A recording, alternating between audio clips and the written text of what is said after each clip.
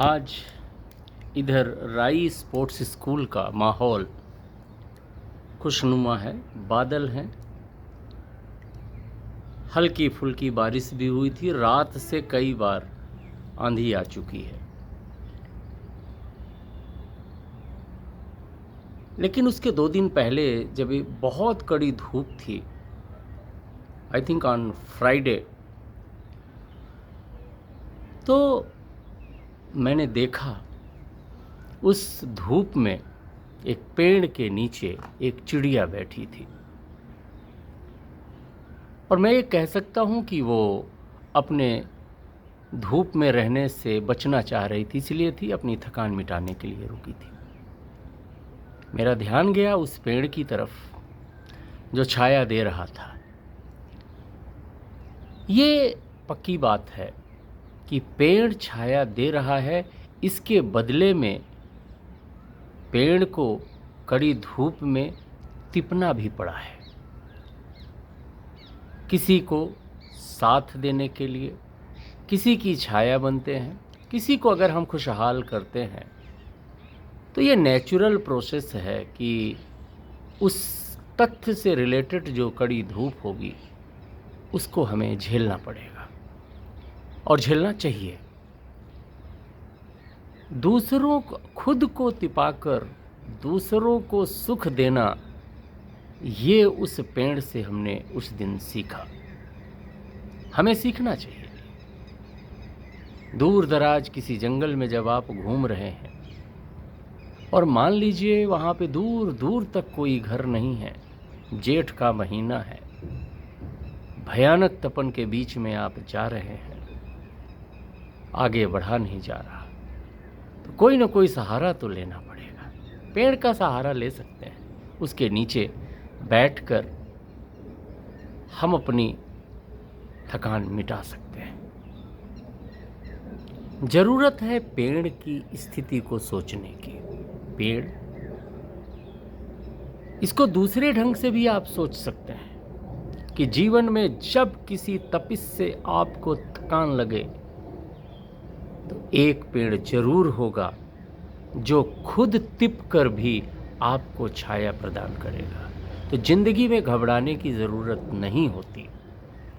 किसी भी ढंग की परेशानी हो, कोई ना कोई एक पेड़, कोई ना कोई एक व्यक्ति ऐसा ज़रूर मिलेगा जो आपकी सारी तपन सोख लेगा और आपको छाया प्रदान करेगा। वो भगवान के द्वारा भेजा गया मसीहा होता है, किसी ना किसी रूप में। बोलते हैं ना जाने किस वेश में बाबा मिल जाएं भगवान रे। जब आप परेशान हो, जब हम परेशान होते हैं और उस परेशानी से जो हमें निकालता है वो भगवान का ही रूप होता है। तो एक उस पेड़ को देख करके ये विचार और भी आया। एक तो ये कि अगर आप पेड़ बनेंगे, किसी को छाया देना चाहेंगे, तो हमें तिपना पड़ेगा, ये निश्चित है। और छाया वैसे तभी बनती है जब धूप हो, प्रकाश हो।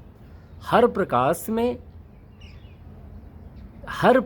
में कोई छाया के नीचे आकर के नहीं बैठता है। कड़ी धूप की ही बात होती है, तभी लोग बैठते हैं। तो एक तो ये है कि जब आप किसी को छाया प्रदान करोगे तो आपको तिपना पड़ेगा और इसके लिए आपको तैयार होना चाहिए।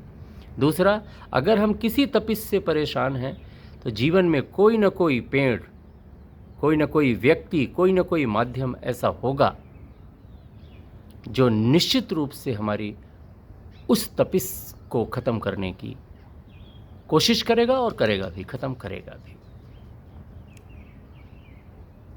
जीवन की आपाधापी में